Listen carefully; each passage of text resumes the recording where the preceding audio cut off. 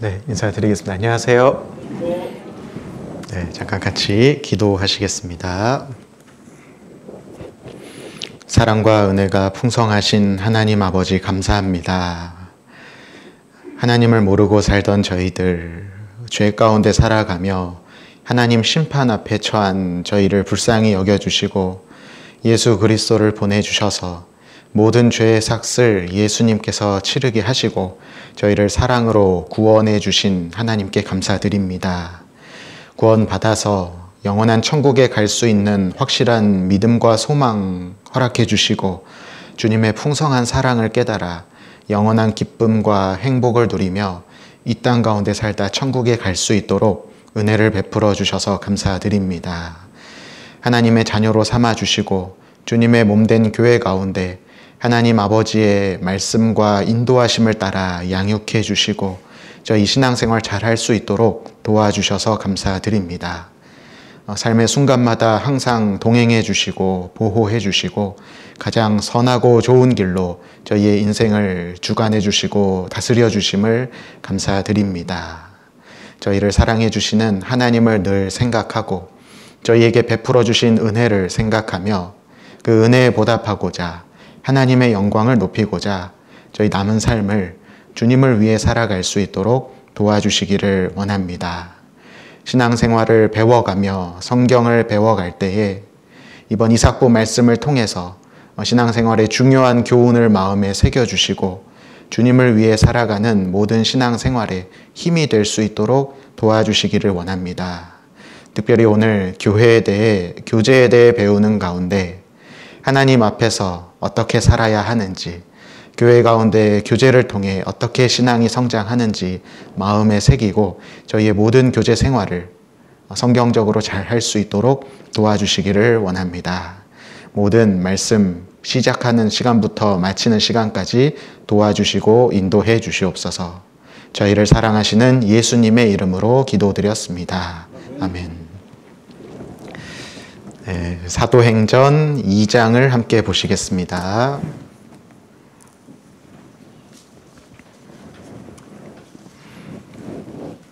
사도행전 2장 38절입니다.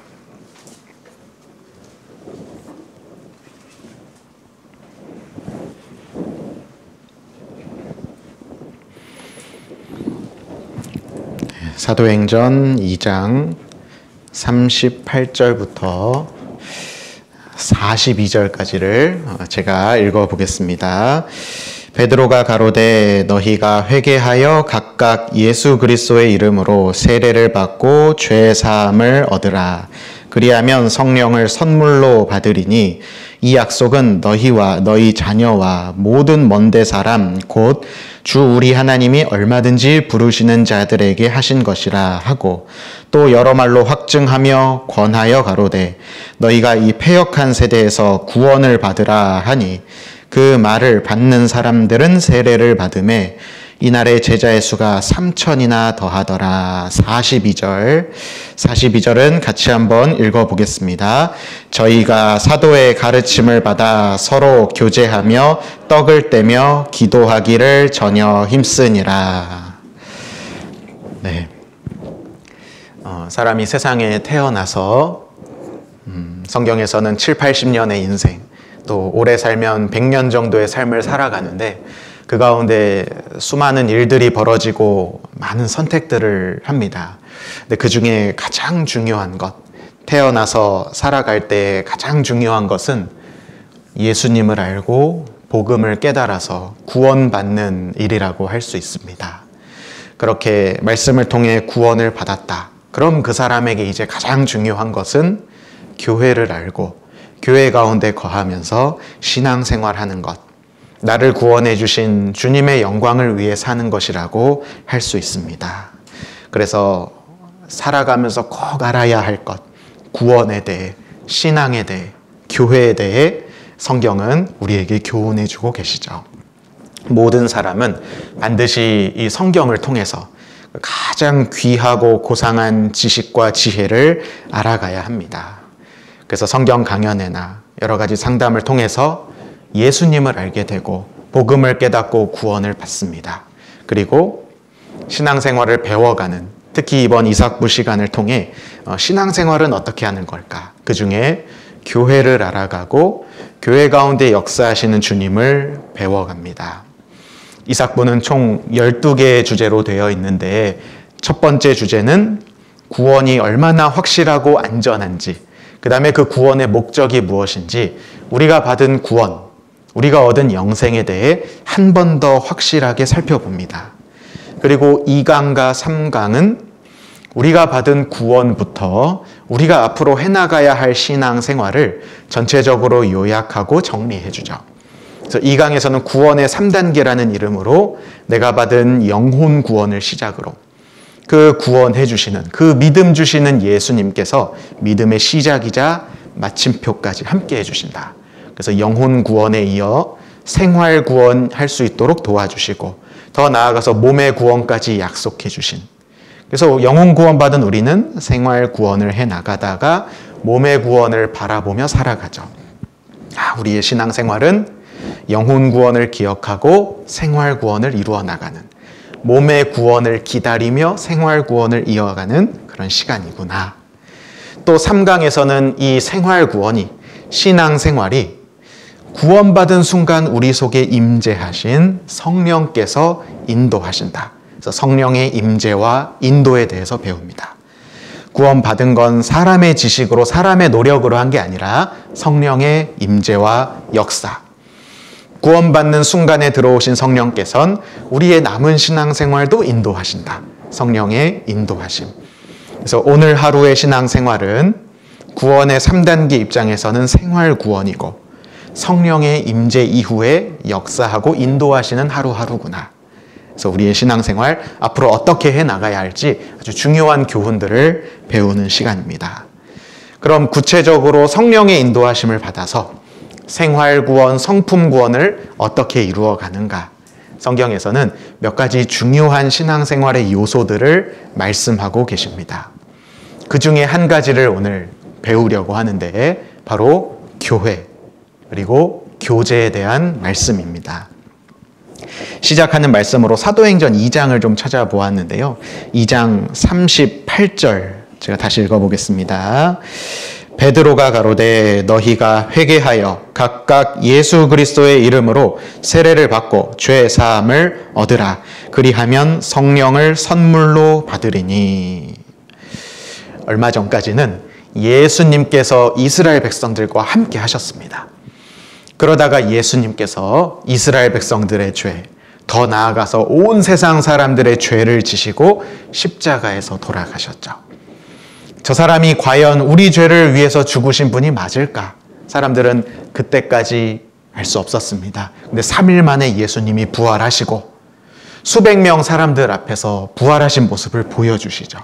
그때 예수님의 제자들과 예수님을 믿게 된 사람들은 저분이 우리 죄를 위해서 오신 그 그리스도가 맞구나. 부활하신 예수님을 통해 나의 죄가 다 용서받았고 그분을 통해 구원을 받는 거구나 깨닫습니다. 그리고 예수님께서는 하늘로 승천하셨죠. 하나님 우편에 앉으셨습니다. 그리고 약속해 주신 대로 성령님을 보내주시죠. 사람의 모습으로 오신 하나님을 예수님이라 한다면 하나님의 또 다른 위격인 이제 교회 시대, 은혜 시대를 이끌어 가시는 하나님, 우리 가운데 역사하시는 하나님을 성령님이라고 합니다. 아들 예수님께서 승천하신 이후에 약속대로 성령님이 오시고 그때부터 사람들이 말씀을 듣고 믿을 때 구원받는 역사, 구원받은 사람들이 모이는 교회 가운데의 역사가 시작됩니다. 그 시작을 기록한 책이 사도행전입니다. 그래서 사도행전 1장에서는 예수님이 승천하시고 2장에서는 기다리던 성령님이 오십니다. 성령님이 딱 오셔서 구원받고 성령을 딱 받은 모든 예수님의 제자들이 그 성령의 힘으로 신앙생활, 특히 전도하기 시작합니다. 그래서 사도행전 2장 후반부는 베드로라는 제자가 성령의 강림하심, 베드로 속에 성령이 들어오시고 그 성령의 도우심으로 앞에 있는 수많은 이스라엘 백성들에게 설교하고 전도하는 장면입니다. 그때 38절에 너희가 회개하여 예수 그리스도의 이름으로 세례를 받고 죄사함을 얻으라. 예수님의 이름으로 죄사함 받아야 된다. 너희가 얼마 전에 십자가에 달아 죽였던 그 예수라는 분은 하나님이 보내주신 그리스도다. 그분이 우리 죄를 대신해서 죽었다. 예수 그리스도의 이름으로 회개하고 죄사함을 받아야 된다. 성경에 나타난 중요한 진리, 그 복음을 베드로의 입을 통해서 전하고 있습니다. 그럼 많은 사람들이 예수님에 대해서 잘 알지 못했는데 베드로를 통해, 베드로 안에 계신 성령의 역사를 통해 말씀을 듣고 깨닫기 시작합니다. 그래서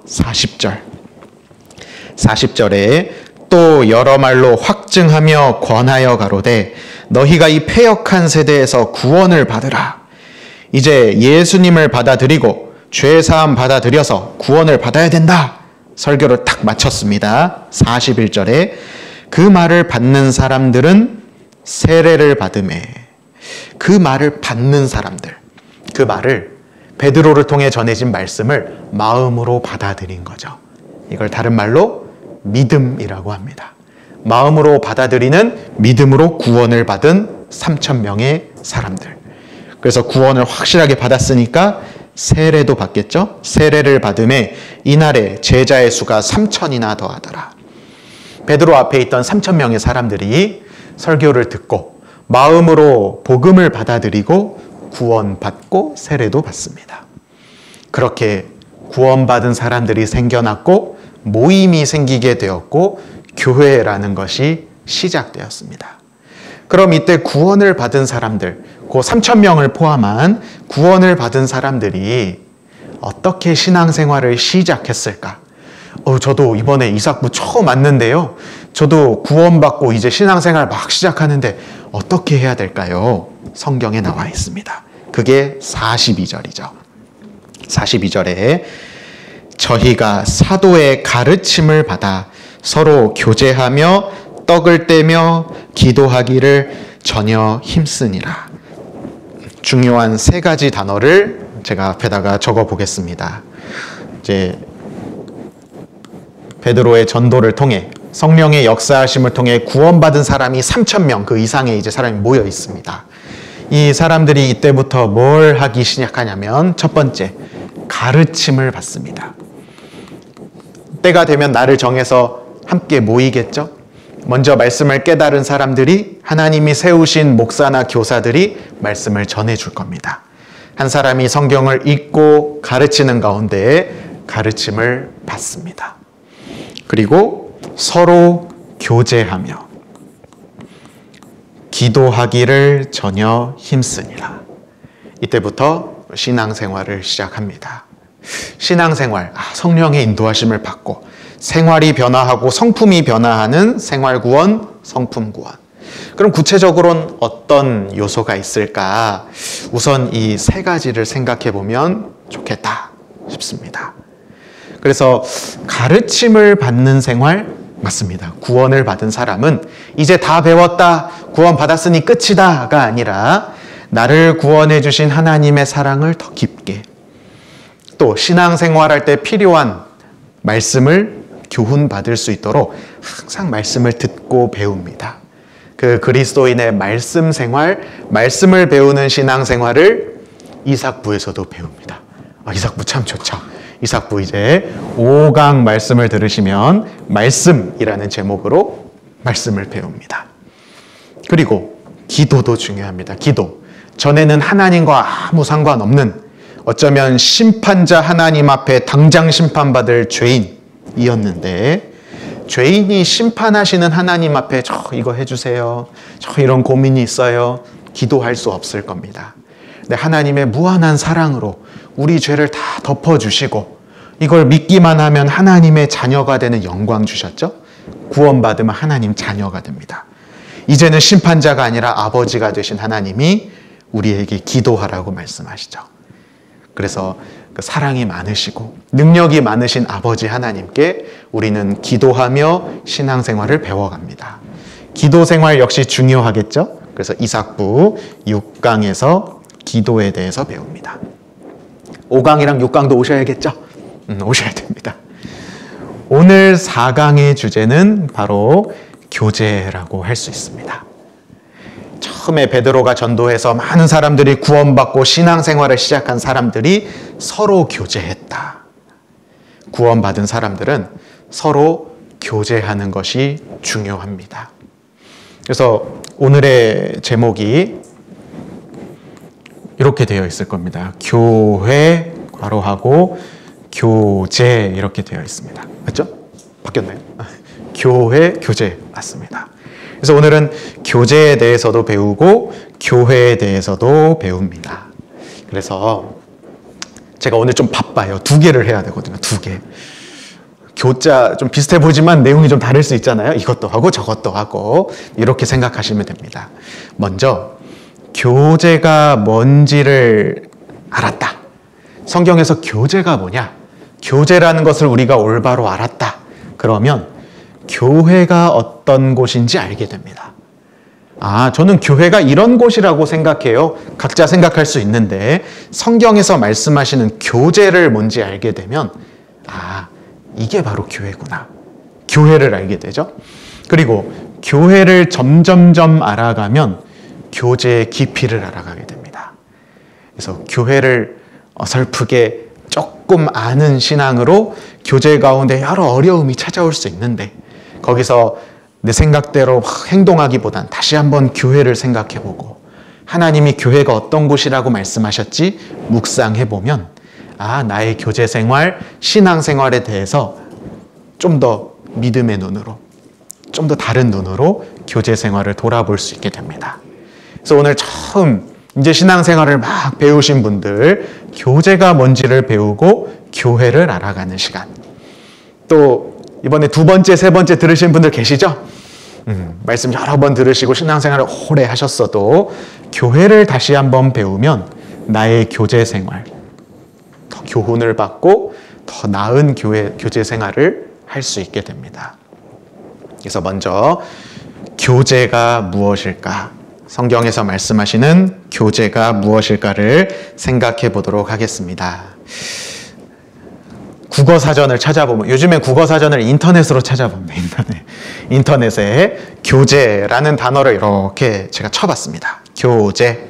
그럼 교제가 뭐냐? 교제는 서로 사귀어 가까이 지내다 이런 뜻이에요. 그래서 남녀 간에 교제한다, 친구끼리 교제한다. 그래서 서로 사귐이 있고 가까워져서 그런 좋은 관계를 지내는 것을 교제라고 합니다. 그래서 교제라는 단어 속에는 이런 단어들이 포함되어 있어요. 아, 사귐이 있구나. 그리고 서로라는 거는 한 명이 한다는 뜻일까요? 2명이 한다는 뜻일까요? 2명. 저 혼자 교제했어요. 할 수 있어요? 없어요? 없습니다. 서로 사귀고 서로 교제하는 건 반드시 2사람 이상. 그리고 관계가 맺어지는 거죠. 가까운 관계. 그다음에 서로 한다는 건 조금 더 확장하면 2-3사람, 여러 사람 함께 한다. 이런 의미가 있습니다. 그래서 교제한다, 사귄다는 건 어떤 목적을 위해서 어떤 울타리가 탁 쳐지면 그 안에서 그 구성원들이 사귐을 갖는 것, 가까워지는 것을 교제라고 합니다. 그럼 세상에서 가장 중요한 교제가 뭘까? 혹시 여러 교제를 하고 계실 수 있습니다. 저는 아파트 무슨 모임도 가야 되고요. 동창회 무슨 모임도 가야 되고요.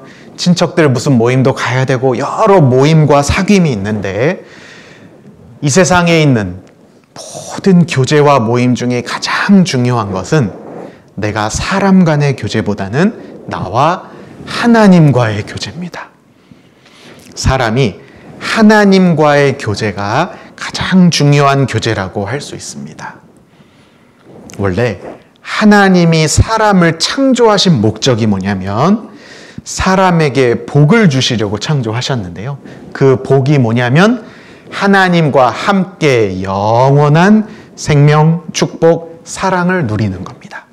이걸 다른 말로 하면 창조주 하나님과의 행복한 교제. 그래서 하나님이 처음 아담을 만드셨을 때 아담과 교제하고 싶으셨죠. 그래서 그 아담과 화목한 관계를 맺고 싶고 사귐을 갖고 싶고 그러기 위해서는 창조주 하나님과 같은 영광 받기 위해서는 반드시 마귀가 아니라 하나님을 스스로 선택하는 그 시험을 통과해야 되는데 그게 선악과였습니다. 그런데 아담은 선악과 앞에서 하나님 선택했을까요? 마귀 선택했을까요? 마귀를 선택했어요. 마귀의 유혹에 넘어가서 하나님과의 약속을 잊어버리고 선악과를 먹었습니다. 선악과를 먹었다. 한 글자로 죄라고 합니다. 아담이 죄를 지었죠. 그런데 이 죄는 어떤 특징이 있냐면 관계를 끊는다. 관계 사이에 큰 높은 벽을 하나 쫙 세우는 것과 똑같아요. 아담 이후로 이 세상에 있는 모든 사람은 하나님과의 관계가 깨졌다라고 할 수 있습니다. 그래서 성경에서는 그걸 이렇게 말씀하시죠. 오직 너희 죄악이 너희와 너희 하나님 사이를 내었고 너희 죄가 그 얼굴을 가리워서 너희를 듣지 않으시게 함이니. 하나님과 사람 그 사이가 생긴 겁니다. 그 다음에 듣지 않으시죠. 딱 막혀가지고요. 대화가 안 되는, 소통이 안 되는, 교제가 안 됩니다. 왜냐하면 죄가 그 사이에 끼었거든요. 그래서 하나님과 사람 사이의 교제가 참 중요한데 아담의 범죄 이후로 그 교제가 단절되었습니다. 그래서 모든 사람의 영혼이 죽었다고 표현하죠. 하나님과 연결된 영혼이 단절됐다, 죽었다. 영혼이 죽었다. 교제가 깨졌다. 조금 어려운 말로 화평이 깨졌다. 화평한 관계가 깨진 겁니다. 그래서 심판자와 죄인의 관계. 로마서 5장에는 너희가 원수 되었을 때, 우리가 죄인일 때를 원수 되었을 때라고 말씀하십니다. 그만큼 화평의 관계가 깨진 그 상태를 말씀하시는 거죠. 그래서 하나님은 이 교제 회복을 제일 중요하게 말씀하십니다. 이 교제 회복이 안 되면 여전히 죄인으로 살아가면 하나님의 심판의 화살을 맞을 수밖에 없죠. 죽음 이후에 영원한 지옥에 갈 수밖에 없습니다.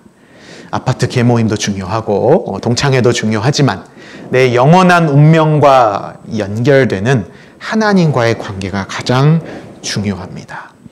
그래서 성경에서 가장 중요하게 말씀하시는 교제는 하나님과의 교제. 그럼 그 하나님과의 교제는 어떻게 다시 시작할 수 있을까? 관계가 끊어졌던 원인, 죄를 해결하는 겁니다. 그런데 성경에서 죄는 반드시 피를 흘리는 죽음으로, 사망으로 해결할 수 있고 마치 구약시대에 양과 염소를 죽여서 그 피로 제사를 지냈듯이 우리와 하나님 사이에 죄를 허물어줄 제사가 필요하죠. 그분이 바로 예수님입니다. 예수님. 그래서 로마서 5장 1절에 보면 5장 1절에 그러므로 우리가 믿음으로 의롭다 하심을 얻었은즉 우리 주 예수 그리스도로 말미암아 하나님으로 더불어 화평을 누리자. 하나님과 화평을 누리게 된 이유는 예수 그리스도로 말미암아. 예수님의 죽음이 모든 죄를 용서했죠. 우리는 그걸 믿을 때 의롭다 하심을 얻습니다. 우리가 원수 되었을 때 하나님의 심판의 화살을 맞는 원수였죠. 그런데 그 아들의 죽으심으로 말미암아 하나님으로 더불어 화목되었은즉 예수님의 죽으심으로 우리가 하나님과 화목한 관계를 이루게 됩니다. 그래서 예수님을 화목제로 드렸다. 화목하게 하는 제사의 제물로 아들을 드렸다라고 말합니다. 그래서 예수님이 우리 모든 죄를 지고 돌아가시자 하나님과 우리 사이를 내었던 죄가 허물어지고 관계가 회복됩니다. 그럼 이제 심판자와 죄인의 관계가 아니라 아버지와 아들의 관계, 사랑의 관계, 교제의 관계가 되었다라고 할 수 있습니다. 아직도 세상에는 하나님과 교제 단절된 상태, 그런 많은 사람들이 있습니다. 우리도 그 가운데 살아가다가 주변 지인의 권유로 하나님의 인도하심으로 말씀 앞에 나오게 되었고 말씀 속에 나타난 예수님을 알게 되고 예수님의 죽으심이 내 죄를 용서하셨다는 걸 깨닫습니다. 그럼 우리는 하나님과의 교제가 회복되었다. 구원받으신 모든 분들은 하나님과 교제할 수 있고 교제하고 있는 그런 특별한 은혜를 입었다라고 할 수 있습니다. 그럼 이제 하나님과의 교제 문제가 해결되었다. 그럼 이때 하나님께서 말씀하시는 그 다음 교제를 할 수 있습니다. 요한 1서 4장을 함께 찾아보겠습니다. 요한 1서 4장 11절.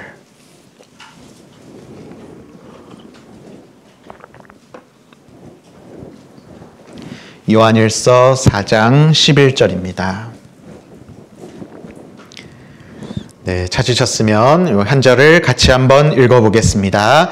사랑하는 자들아, 하나님이 이같이 우리를 사랑하셨은즉 우리도 서로 사랑하는 것이 마땅하도다. 사랑하는 자들아, 하나님이 이같이 우리를 사랑하셨은즉, 하나님이 우리를 사랑하셨다고? 하나님의 사랑이 어디에 담겨 있냐면 예수님, 십자가. 하나님이 우리를 사랑하셔서 우리 죄를 대신할 독생자를 보내주시고 희생하게 하시고 우리는 그 완성된 죄의 용서를 받아들이는 믿음으로 구원받았죠. 그게 하나님의 사랑입니다. 그래서 성경에는 하나님이 이같이 우리를 사랑하셨다. 이같이 성경에 기록된 것 같이 하나님의 아들을 희생한 것 같이 우리는 하나님의 사랑을 받고 하나님과의 교제가 회복되었습니다. 그 다음에 뭐라고 말씀하시냐면 사랑하셨은즉 그런즉 우리도 서로 사랑하는 것이 마땅하도다. 하나님의 사랑을 받았다면 하나님과 교제가 열리고 회복되었다면 이제 서로 사랑하는 것이 마땅하다. 사람 사이에도 교제가 있어야 한다라는 말씀입니다. 그래서 하나님의 사랑을 받은 우리는 동일한 하나님의 사랑을 깨달은 구원받은 다른 분들과 교제를 나누기 시작합니다. 그게 하나님께서 말씀하신 서로 사랑하는 것이 마땅하다. 하나님과 회복된 그 사랑을 이제 주변 사람들에게 실천하고 서로 주고받으며 사랑을 나누는 겁니다. 그래서 구원을 받은 사람은 구원을 받은 사람과 더불어 사귐을 갖는 교제 생활을 해야 된다라고 할 수 있습니다. 그 앞에 요한일서 1장도 보겠습니다.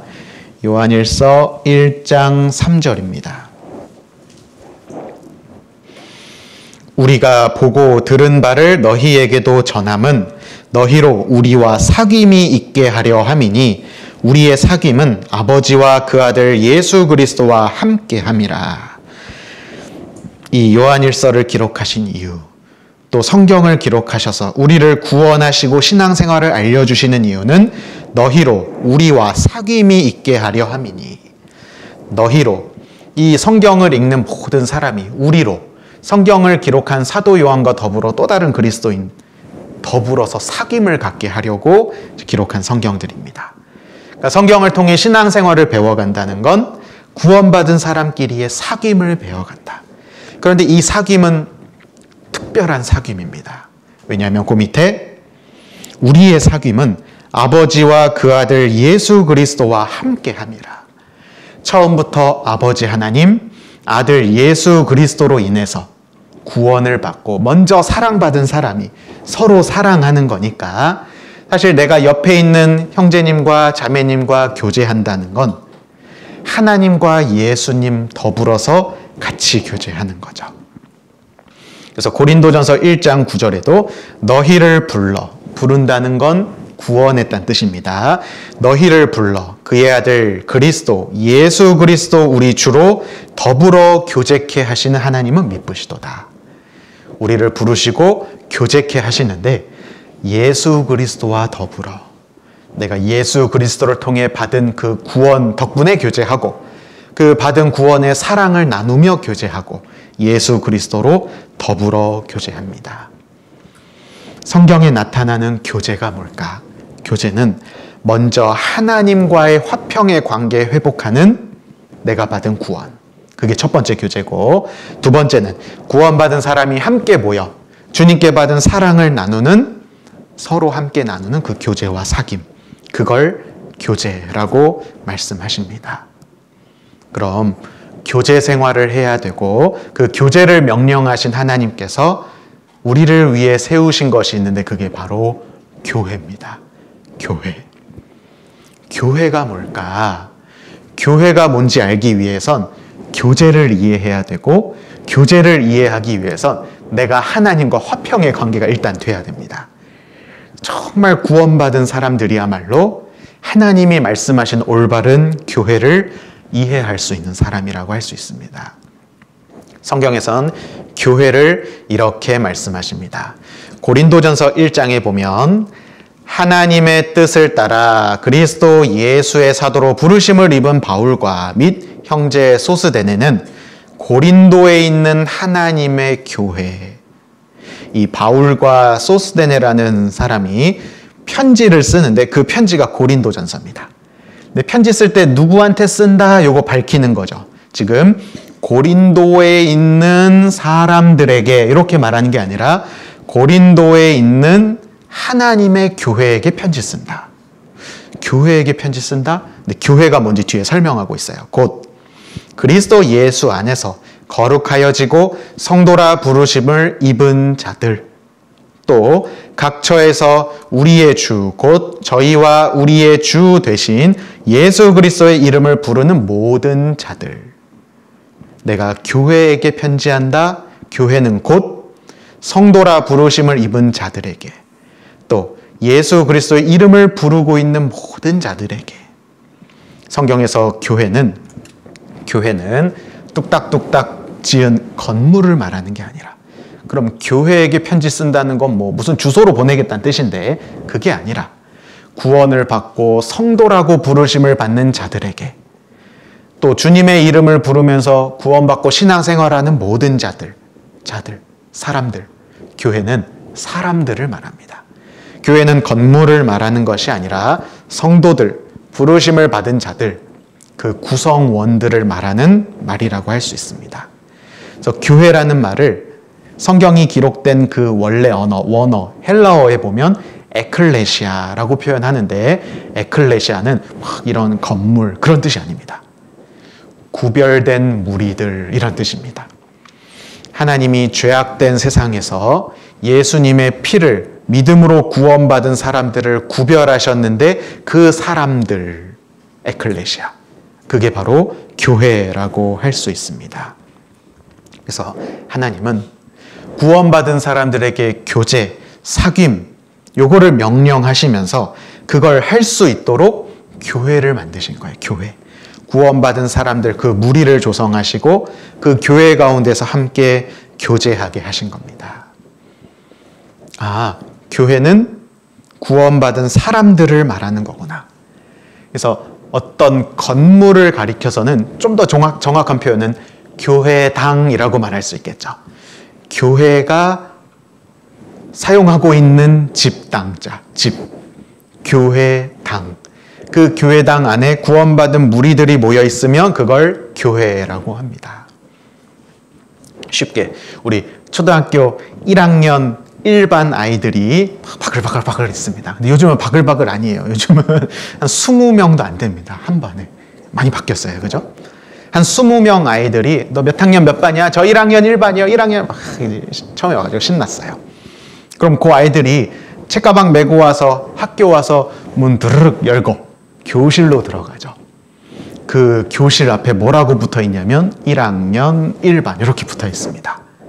근데 어느 날은 요 1학년 1반 아이들이 선생님이랑 소풍을 갔어요. 요 앞에 있는 서울숲으로 갔다고 하겠습니다. 서울숲에서 아이들이 확 뛰어놀고 흙장난하고 맛있는 거 먹고 막 하다가 선생님이 이렇게 불러요. 1학년 1반 모여라! 1학년 1반 모이라고 합니다. 그때 아이들이 바글바글 모이죠. 여기서 1학년 1반이라는 건 1학년 1반 아이들을 말하는 거고, 그 아이들이 사용하는 장소, 공간은 1학년 1반 교실이죠. 교실 앞에 1학년 1반 붙여놓죠. 근데 교실 밖을 벗어나도 그 아이들은 1학년 1반입니다. 교회라는 것은 어떤 십자가가 달린 건물 안에 있든 그 건물을 벗어났든 상관없이 정말 주님의 피로 구원받고 천국에 갈 수 있는 확실한 믿음 가지고 신앙생활하고 있는 무리를 교회라고 합니다. 그래서 성경에서는 어떤 건물에 있는 교회를 특별히 막 말씀하시기보다는 장소가 어디냐에 상관없이 교회라고 말씀하십니다. 그래서 고린도전서 16장에 보면 아시아의 교회들이 너희에게 문안하고 아굴라와 브리스가와 및 그 집에 있는 교회가 어디에 있냐면 누구누구 집 안에 있다는 거예요. 그러면 그 집이 거룩한 예배당이 갖춰져 있고 십자가가 달려있고 그런 게 아닙니다. 그런데 왜 그 집에 교회가 있다고 할까? 교회는 건물이 아니라 구원을 받은 사람들의 모임, 그 무리를 말합니다. 그 무리가 아굴라 브리스가 부부 가정 안에 있으니까 그 집에 있는 교회. 빌레몬서에도 빌레몬과 및 자매 아비야와 및 우리와 함께 군사된 아키뽀와 내 집에 있는 교회에게 편지하노니.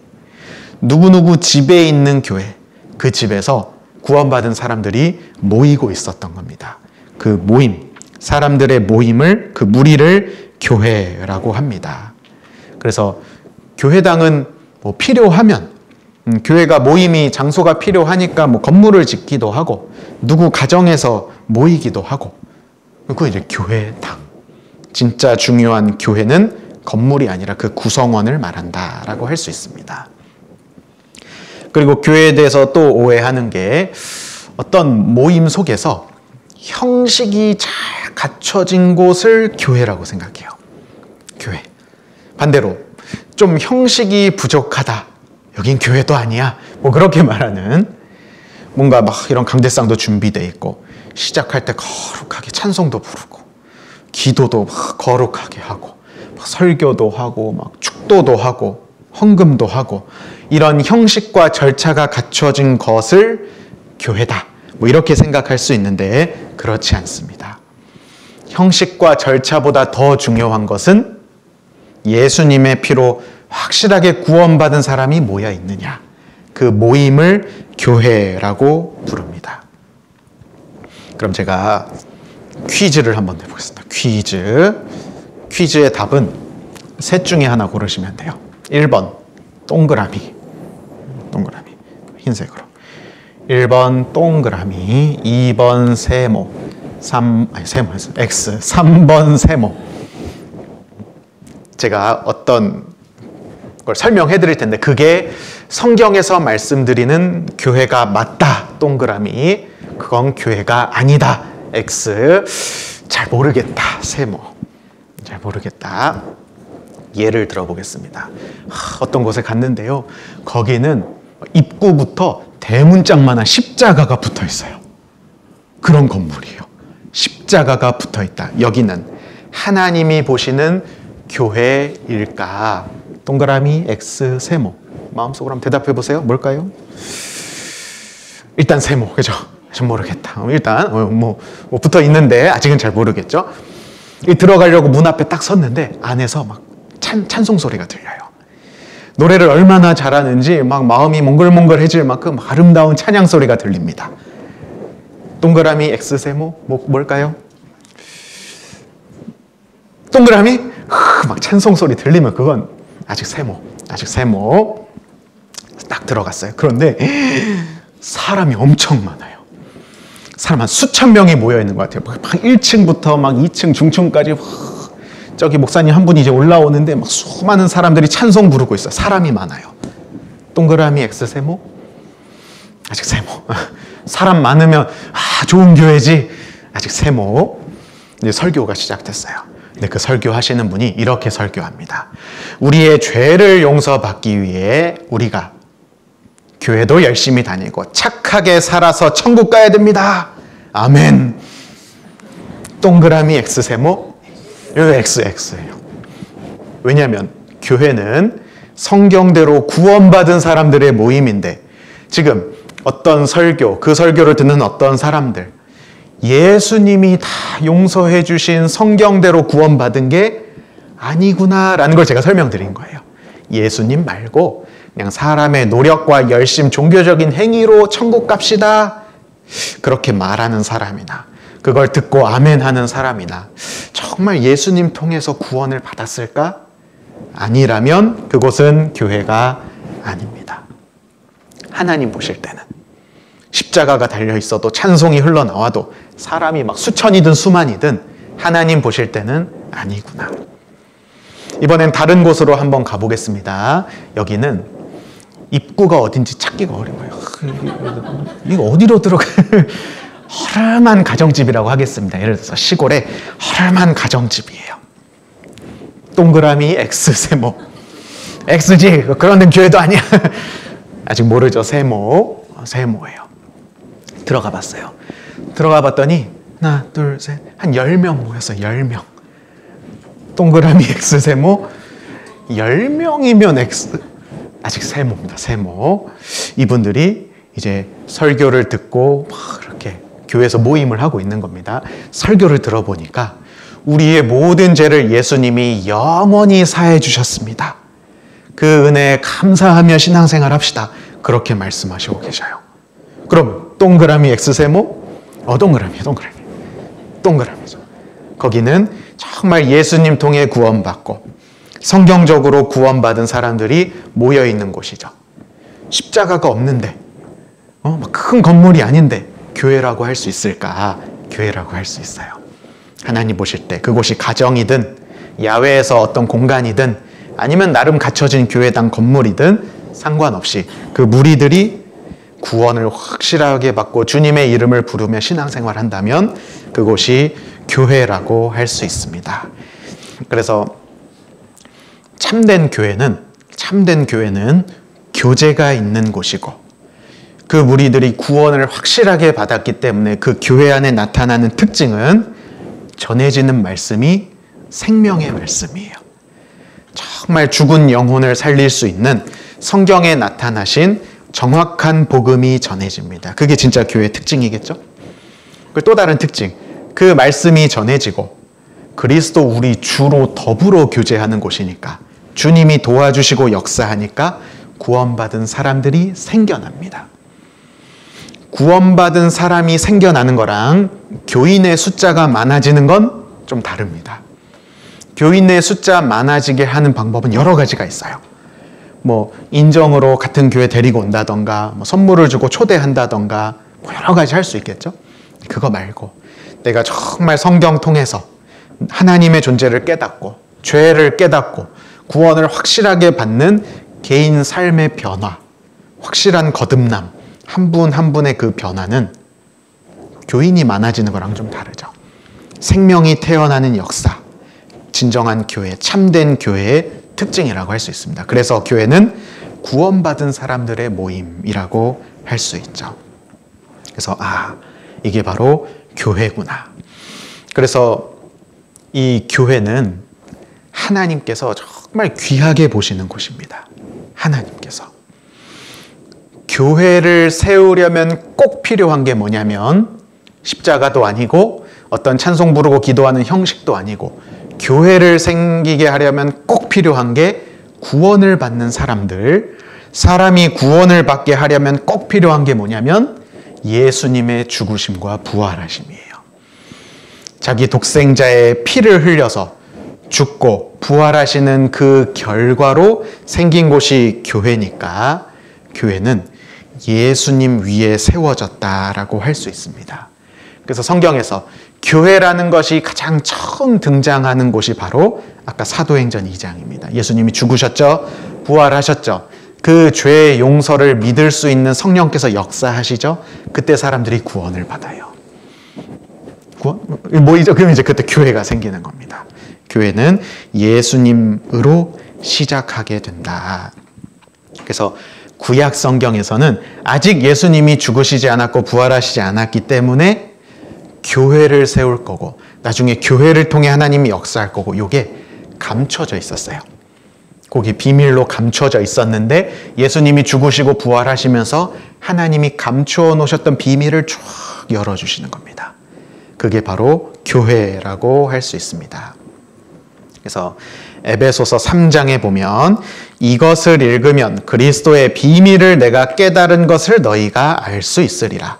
이제 그의 거룩한 사도들과 선지자들에게 성령으로 나타내신 것 같이 다른 세대에서는 사람의 아들들에게 알게 하지 아니하셨으니. 무슨 비밀이 있는데요. 이 비밀을 전에는 다른 세대, 그러니까 구약시대 전에는 사람들에게 알게 하지 않았대요. 근데 이제는 그 거룩한 사도들과 선지자들에게 성령으로 나타내 주셨습니다. 그 비밀이 뭘까? 그 비밀은 이는 이방인들이 복음으로 말미암아 그리스도 예수 안에서 함께 후사가 되고 함께 지체가 되고 함께 약속에 참여하는 자가 됨이라. 이걸 요약하면 그리스도 예수 안에 교회가 세워질 거다. 그 교회는 구원받은 사람들은 하나님의 상속자 후사고 그리스도의 몸을 이루는 지체고 하나님 약속에 참여하는 영원한 천국에 가는 교회.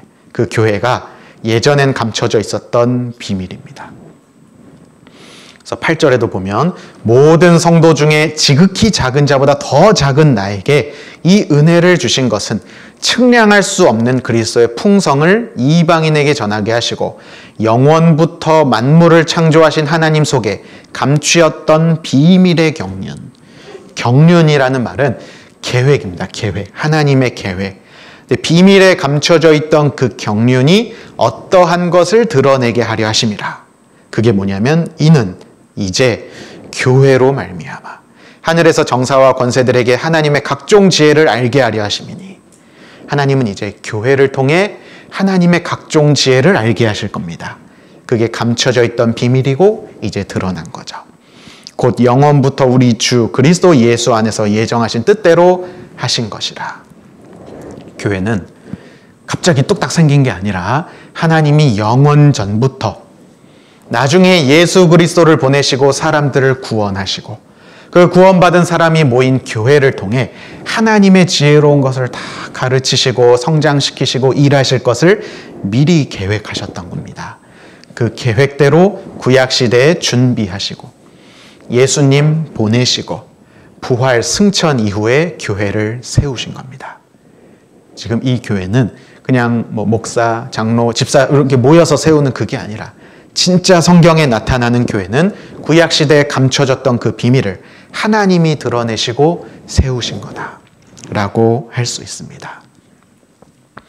그래서 교회는 어떤 사람이 운영하고 사람의 계획대로 하는 것이 아니라 하나님의 경륜대로 하나님의 계획대로 세워졌으니까 교회는 하나님의 일을 하는 곳입니다. 교회는 무슨 일을 할까 궁금하셨죠? 이제 막 구원받고 교회는 도대체 무슨 일을 하나? 교회가 하는 일은 하나님의 명령대로 하나님의 일을 하는 곳이에요. 마태복음을 찾아보겠습니다. 마태복음 28장.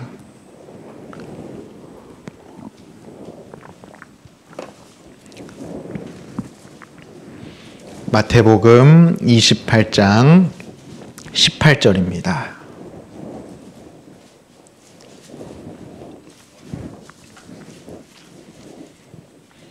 마태복음 28장 18절에 예수께서 나와 일러 가라사대 하늘과 땅의 모든 권세를 내게 주셨으니 그러므로 너희는 가서 모든 족속으로 제자를 삼아 아버지와 아들과 성령의 이름으로 세례를 주고 내가 너희에게 분부한 모든 것을 가르쳐 지키게 하라. 볼지어다 내가 세상 끝날까지 너희와 항상 함께 있으리라 하시니라. 지금 마태복음 28장 맨 끝에 나와 있죠.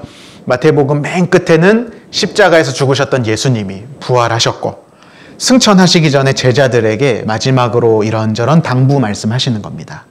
그 중에 어떤 당부를 하셨냐면 너희는 가서 모든 족속들, 모든 사람들을 제자로 삼아라.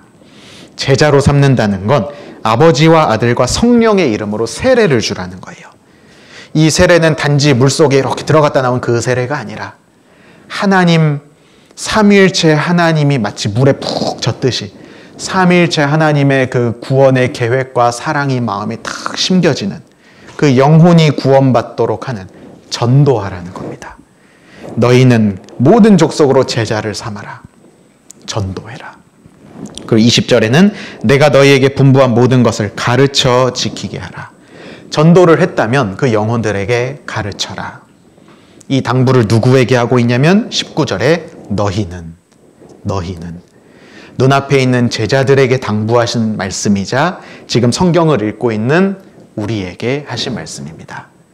저는 여기서 너희는 이라는 말을 교회라고 바꿔도 되지 않을까. 구원받은 사람들, 주님께 먼저 사랑을 받은 너희는 이거 해라. 교회는 이런 걸 해야 된다. 교회가 하는 일은 두 가지입니다. 모든 족속을 제자로 삼는 전도. 두 번째, 가르치는 양육. 교회는 아직 구원받지 못한 사람들에게 복음을 전해서 구원받게 하는 전도와 그래서 구원을 받은 성도들을 섬기고 사랑하고 가르치는 양육. 교회는 이 두 가지 일을 합니다. 우리 교회는 나름대로 이거 합시다, 저거 합시다. 그런데 하나님이 세우신 교회니까 전도와 양육 초점에서 하게 되어 있어요. 그걸 가장 중요하게 하는 곳이 바로 교회입니다. 그래서 사도행전에서부터 시작한 교회가 지금 2000년 역사 흘러오면서 지금까지 왔고 지금도 이제 교회가 있죠. 정말 성경대로 말씀 전하고 구원받은 사람이 생겨나는 우리 교회가 있습니다. 그리고 이 교회는 하나님이 작정하신 때까지 이 세상에서 복음을 전하게 하다가 주님이 공중에 오실 때 휴거되죠. 휴거. 구원받은 사람이 천국으로 갑니다. 그때 교회는 더 이상 이 땅에 남아있지 않고 하늘에서 하나님과 더불어 천국에서 교제하고 기쁨 가운데 살아가게 됩니다. 그래서 교회 역사는 하나님이 처음부터 준비하셨고 예수님 준비하셨고 예수님의 죽음과 부활로 교회가 세워졌고 역사가 시작되죠. 그리고 우리 시대를 지나서 주님 다시 오시는 그날 천국으로 가서 영원히 하나님과 더불어 교제하게 됩니다. 세상에 이런 모임이 어디 있어요? 아파트 개모임이나 네, 제가 아는 모임이 몇 개 없어서 아파트 개모임이나 동창회 모임 이런 모임이 없잖아요. 영원전부터 준비하시고 하나님의 아들이 희생하시고 영혼을 건지고 세우는 일을 하다가 영원한 천국에서 영광과 기쁨을 누리는 모임. 우리는 그 모임 안에 들어온 게 참 기쁘고 감사한 일이다라고 할 수 있습니다. 이게 바로 교회라고 할 수 있습니다. 그래서 이 교회가 어떤 곳인지 구원을 받을 때 교제 가운데 알아가게 됩니다. 그리고 더 나아가서 정말 교제 가운데 신앙이 성장하고 교회 가운데 뿌리를 내려서 열심히 신앙생활 잘 하려면 역시 교회를 잘 알고 묵상하는 것이 필요합니다. 그래서 성경에선 교회가 어떤 곳인지 이렇게 간략하게 설명하시고 교회에 대한 더 깊은 묵상거리, 교훈들은 여러 가지 비유로 말씀하십니다. 교회가 어떤 곳인지 좀 더 자세하게 생각해 보도록 하겠습니다. 먼저 마태복음 16장에 보면 또 내가 네게 이르노니 너는 베드로라. 내가 이 반석 위에 내 교회를 세우리니 음부의 권세가 이기지 못하리라. 예수님께서 눈앞에 있는 베드로와 옆에 있는 제자들에게 하신 말씀입니다. 내가 네게 이르노니 너는 베드로다. 근데 베드로라는 게 이제 사람 이름인데요. 사람 이름, 이 베드로라는 이름에 뜻이 있습니다. 무슨 뜻이냐면 반석이라는 뜻이 있어요. 돌. 건축할 때 그 반석. 그래서 사람들이 우리말 성경만 보면 너는 베드로 반석이다. 내가 이 반석 위에 교회를 세우리니 주님이 교회를 세우실 때 베드로 위에 세우셨어. 이렇게 이해합니다. 베드로 이름이 반석이란 뜻인데 내가 이 반석 위에 교회를 세우겠다. 그래서 이 말을 잘못 해석해서 베드로 중심으로 베드로를 신격화하고 그 신격화된 베드로의 권한을 어떤 사람들이 물려받았다 해서 교회의 황제로 세우는 카톨릭 교리가 나온 거예요. 베드로가 초대 교황이고 왜냐하면 베드로 반석, 예수님이 여기다 세웠거든. 베드로는 특별한 사람이야. 베드로는 죄도 안 짓고 하나님 말씀처럼 중요한 말씀들을 하시는 특별한 분이야. 지금 베드로 돌아가셨지만 그 베드로처럼 교회의 황제가 있는데 그분이 교황이야. 교황의 말씀을 성경 말씀보다 더 위에 세우고 그렇게 여러 교리가 만들어진 곳이 가톨릭이라고 할 수 있습니다. 그런데 사실은 내가 이 반석 위에 교회를 세우겠다. 다른 여러 구절에 비슷한 말씀들이 있는데 하나같이 그 반석을 예수님이라고 말씀하셔요. 이 말씀도 자세히 보면요. 마태복음 16장 18절에 너는 베드로라. 내가 이 반석 위에 내 교회를 세우리니. 제가 색깔을 좀 다르게 해놨죠? 여기는 녹색, 여기는 빨간색. 왜냐하면 마태복음 원래 기록된 원어, 헬라어에 보면 두 개가 다른 단어로 되어 있습니다. 돌멩이도 종류가 두 종류예요. 작은 돌, 큰 돌. 바위 조각, 바위. 베드로라는 이름의 뜻의 그 반석은 작은 돌을 가리키는 페트로스라는 단어가 쓰였고요. 내가 이 반석 위에 교회를 세우겠다 할 때 그 반석은 페트라, 큰 바위라는 의미입니다.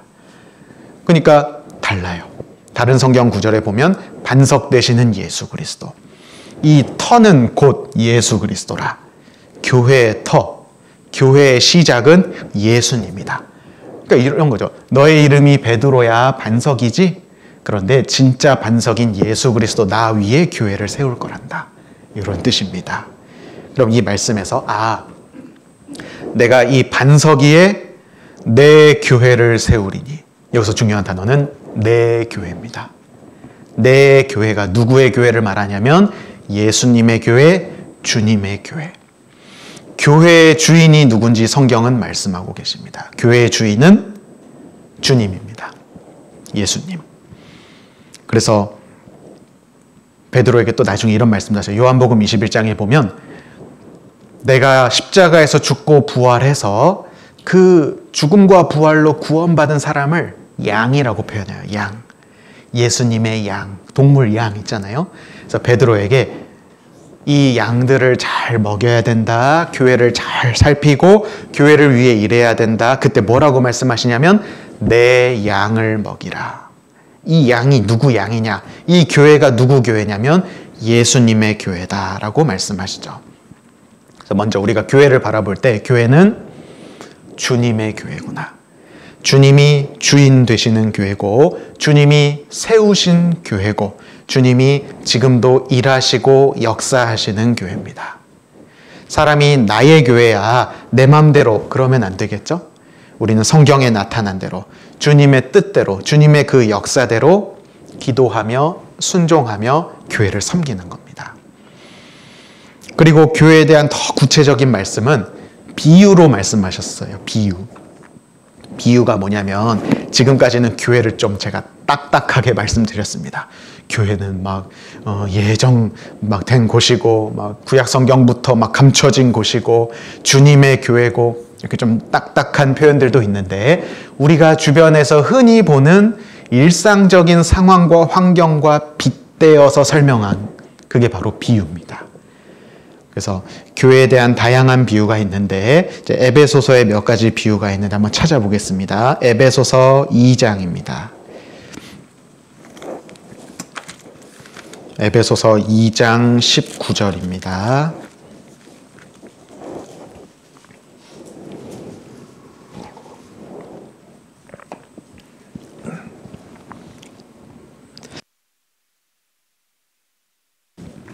에베소서 2장 19절에 그러므로 이제부터 너희가 외인도 아니요 손도 아니요 오직 성도들과 동일한 시민이요 하나님의 권속이라.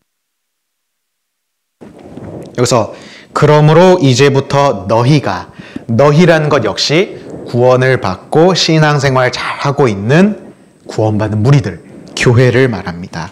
교회, 너희는 외인, 외국인도 아니고 손님도 아니고 성도들과 동일한 시민이다. 그리고 하나님의 권속이다. 성경은 교회가 어떤 곳이냐면 하나님의 권속이라고 말씀하십니다. 권속은 쉽게 말하면 가족이란 뜻이에요. 가정. 그래서 하나님의 권속이다라는 건 교회를 가정의 모습으로 비유한 겁니다. 교회는 가정입니다. 그래서 교회를 가만히 보면요, 자꾸 하나님께 뭐라고 부르냐면 아버지. 하나님을 아버지라고 불러요. 왜냐하면 구원을 받는 순간, 죄를 용서받는 순간 하나님이 우리를 자녀로 삼아주시거든요. 하나님의 자녀가 되는 권세를 주시죠. 하나님이 천국에서 예비한 모든 영원한 것을 상속해 주십니다. 후사, 상속자, 자녀죠. 하나님의 자녀가 되는 권세를 주셨다. 그래서 우리는 하나님을 아버지라고 부릅니다. 우리가 하나님 앞에서 가정이라는 겁니다. 왜냐하면 아버지가 같거든요. 나도 하나님 자녀 됐고, 이분도 하나님의 자녀가 됐고, 우리 하나님, 우리 영적 아버지도 하나님, 영적 아버지 하나님.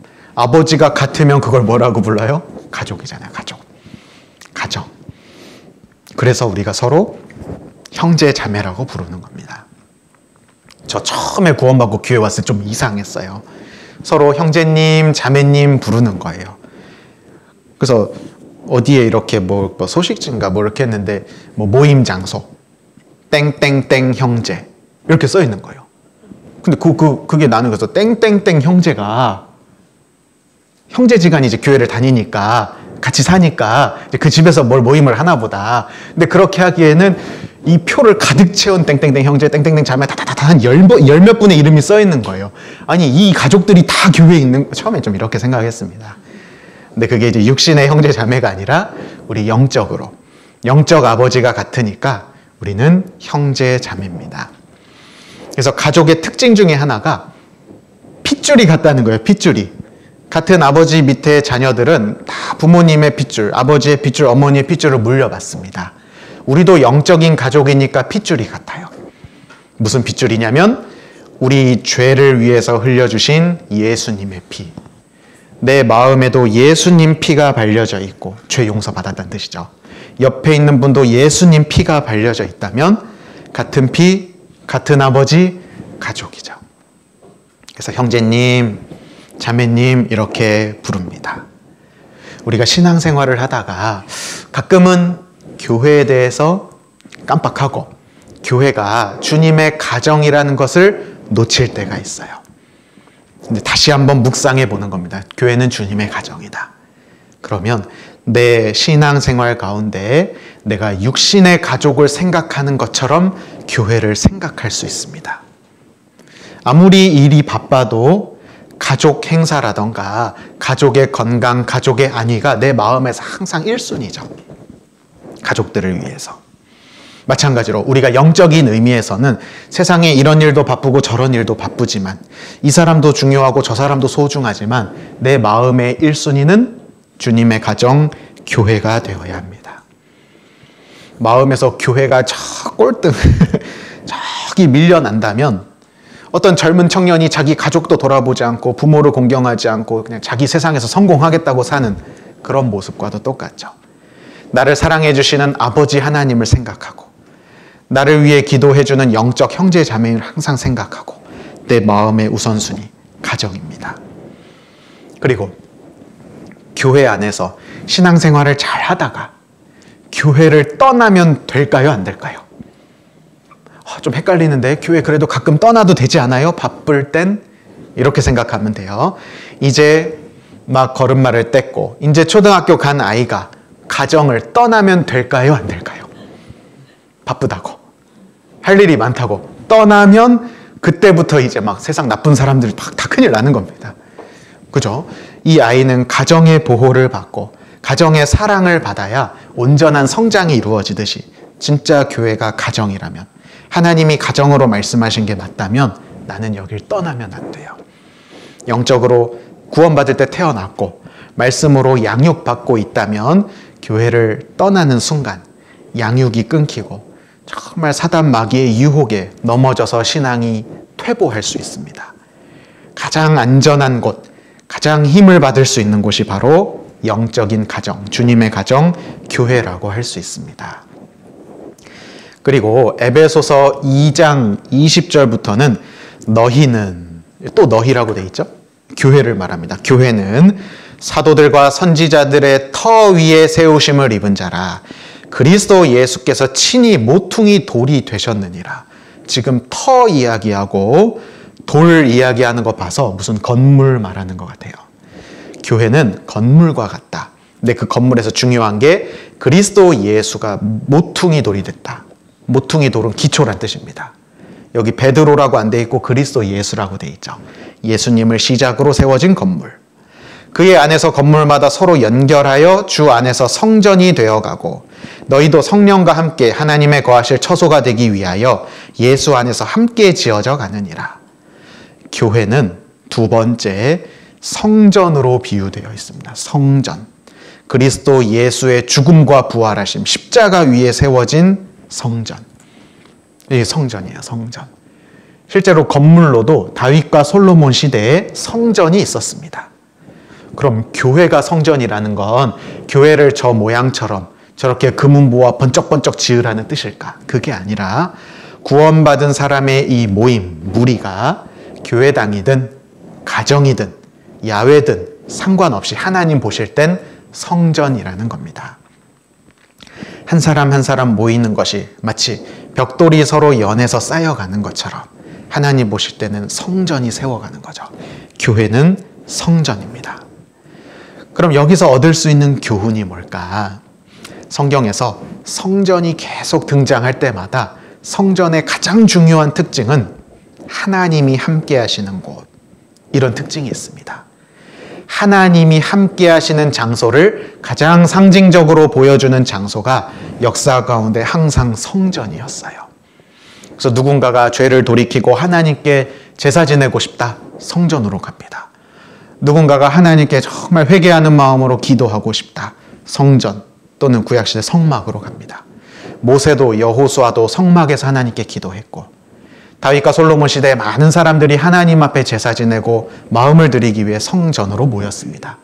하나님이 함께 하신다는 걸 의미하는 곳이죠. 그럼 교회를 왜 성전이라고 했을까? 교회에도 하나님이 함께 하신다는 뜻입니다.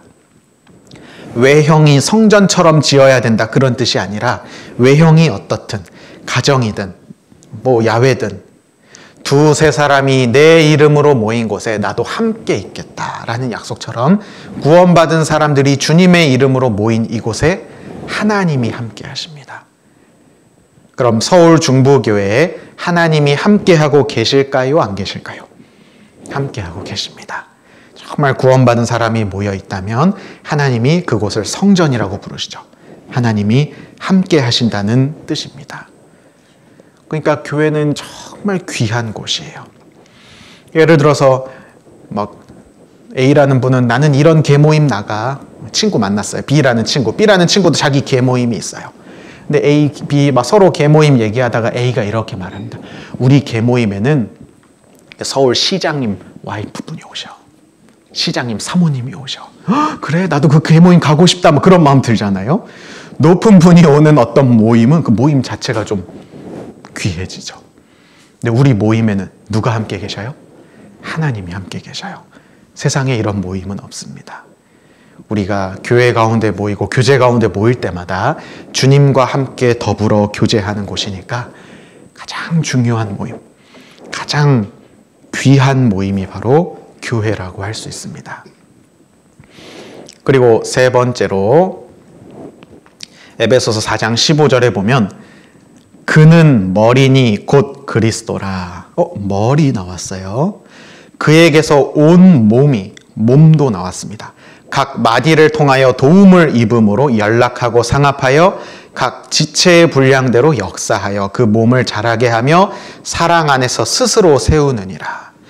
교회에 대해서 설명하실 때 머리는 그리스도고 몸과 지체가 교회라고 말씀하십니다. 세 번째로 교회는 주님의 몸이라고 할 수 있습니다. 이게 뭐냐면 이제 제가 사람을 이렇게 좀 가져와 봤는데 이렇게 한번 해볼까요? 사람이 있으면 사람을 둘로 나눠 보겠습니다. 머리와 몸으로 나눌 수 있겠죠. 머리와 몸과는 특별한 관계죠. 뗄래야 뗄 수 없는 관계. 멋진 몸이 근육질 몸이 아니라 머리 없으면 무슨 소용이 있겠어요, 그죠? 머리와 몸은 뗄래야 뗄 수 없는 관계입니다.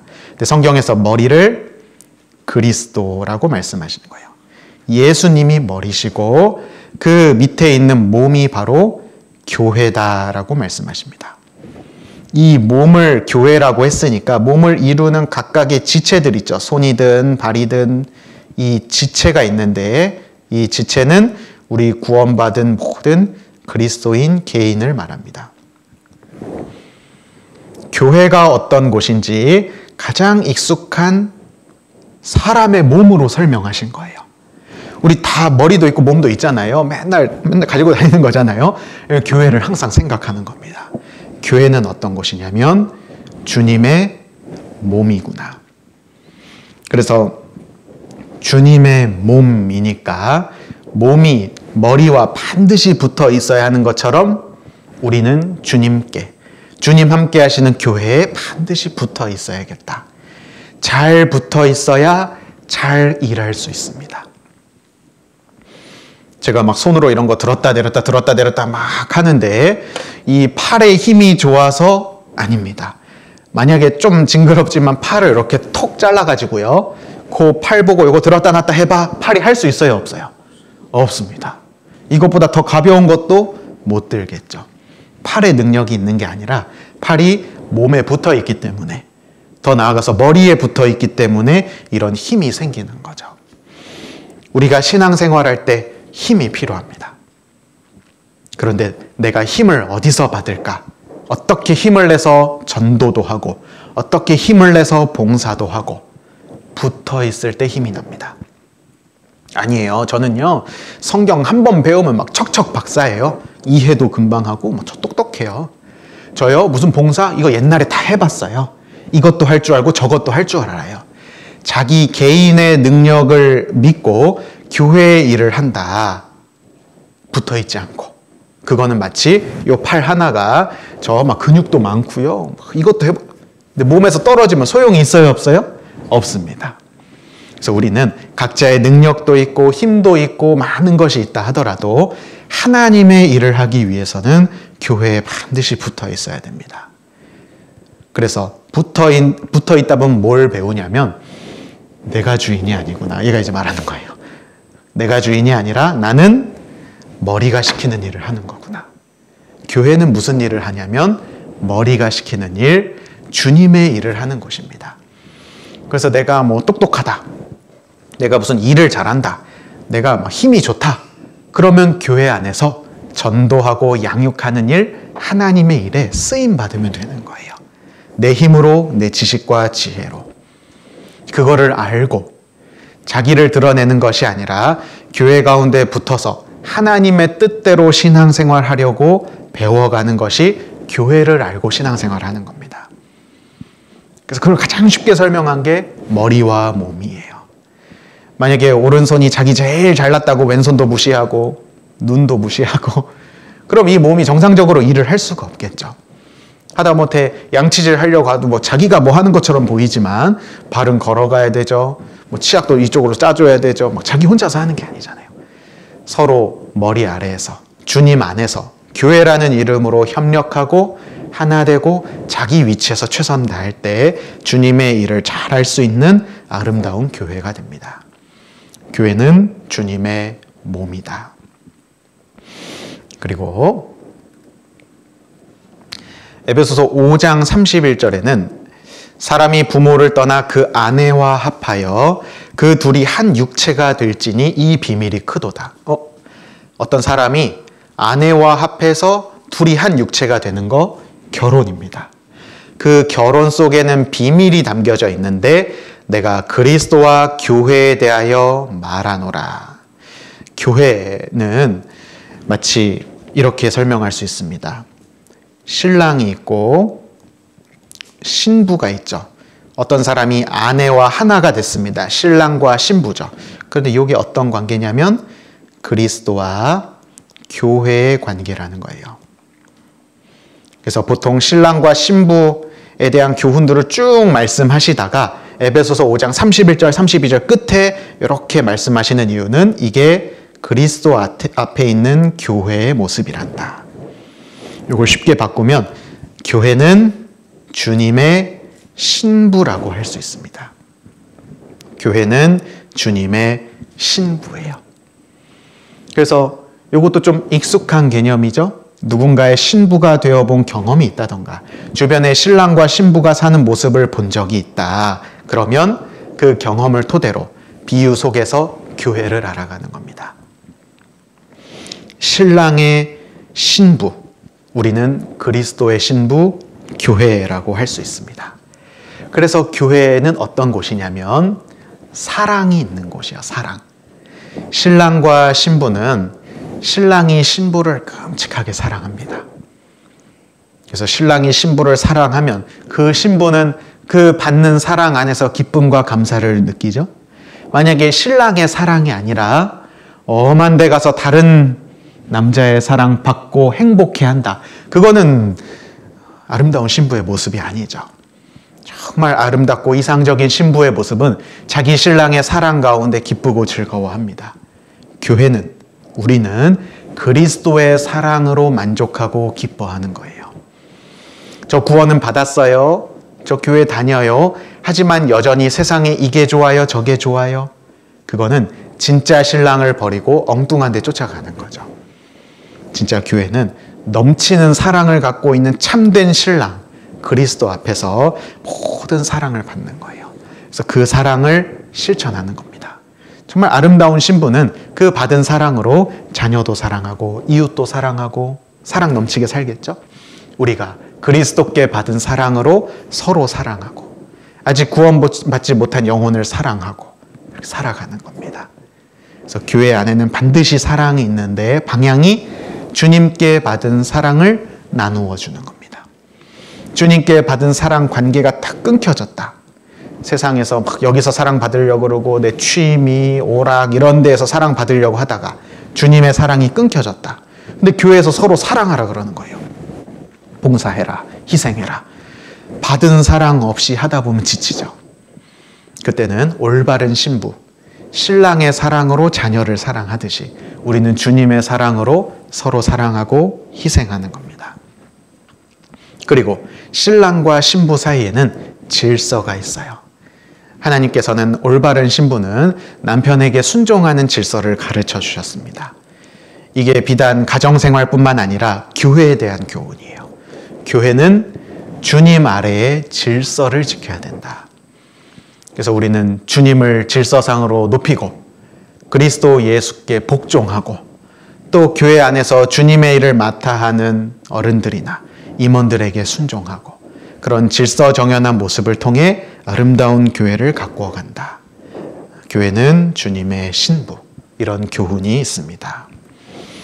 그리고 에베소서 6장이 마지막 장인데요. 에베소서 6장에 가면 종말로 너희가 주 안에서와 그 힘의 능력으로 강건하여지고 마귀의 괴계를 능히 대적하기 위하여 하나님의 전신갑주를 입으라.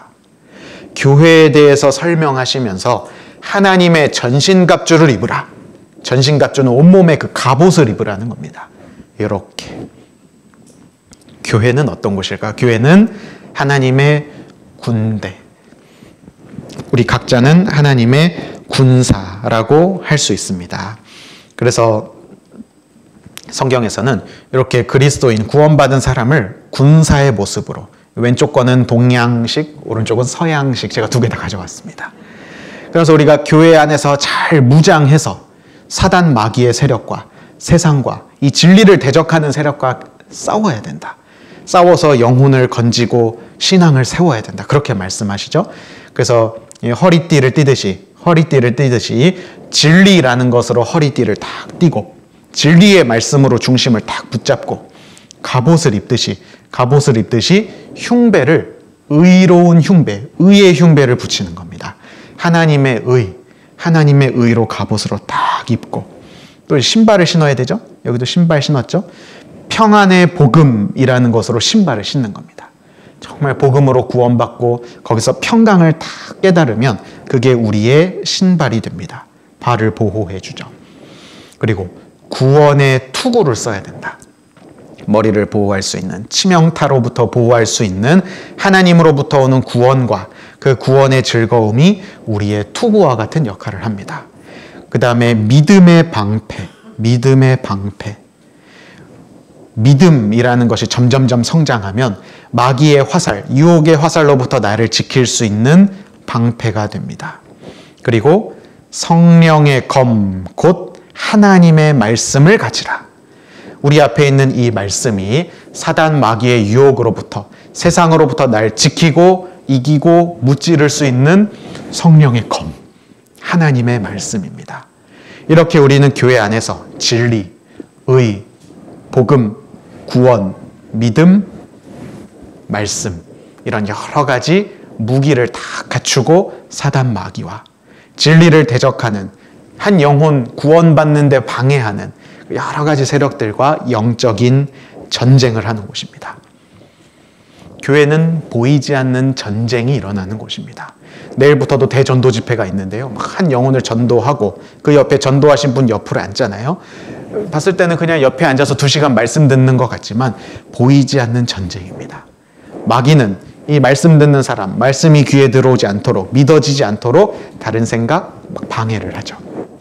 옆에 있는 분은 왜 이렇게 하는 건 아니지만 앉은 자리에서 기도하고 관심 가지고, 그러면 이제 영적인 전쟁, 그 마귀를 기도 가운데 하나님의 도움으로 이겨내고 정말 말씀의 검으로 탁 승리를 거두면 그 영혼이 이제 구원을 받는 거죠.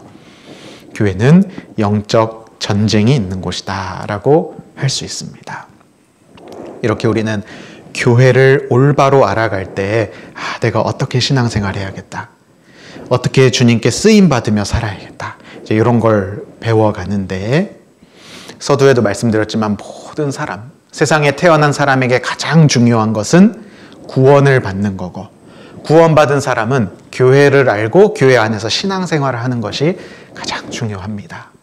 하나님이 영원 전부터 계획하시고 완성하시고 지금도 이끌어 가시고 함께 하시는 이불이, 교회는 아주 중요한 곳이에요. 그래서 우리가 남은 삶을 주님 다시 오시는 그날까지 이 귀한 모임 정말 귀하게 여기고, 여기에서 주님의 일 부지런히 하면서 주님과 함께 더불어 교제하다가 영원한 천국에서 이어지는 영원한 축복과 영광 가운데 교제하는, 참된 교회를 알아가고 신앙을 배워가는 그런 삶을 살았으면 좋겠습니다. 기도하고 마치겠습니다. 하나님 감사합니다. 성경에 교회를 통해서 어떻게 교제 생활을 해야 하는지 교훈해 주시고 저희 마음에 여러 가지 말씀을 새겨주셔서 감사드립니다. 교회를 알아가는 가운데 교제를 알게 해주시고 우리 교제 생활을 통해서 하나님으로부터 오는 모든 좋은 축복을 다 얻을 수 있도록 도와주시기를 원합니다. 여기 계신 모든 분들이 주님께 붙어있는 가운데, 교제 가운데 거하면서 하나님이 주시는 좋은 것을 통해 열매를 맺고 성장하는 신앙생활을 할 수 있도록 도와주시옵소서. 함께 해주심을 감사드리며 예수님의 이름으로 기도드렸습니다. 아멘.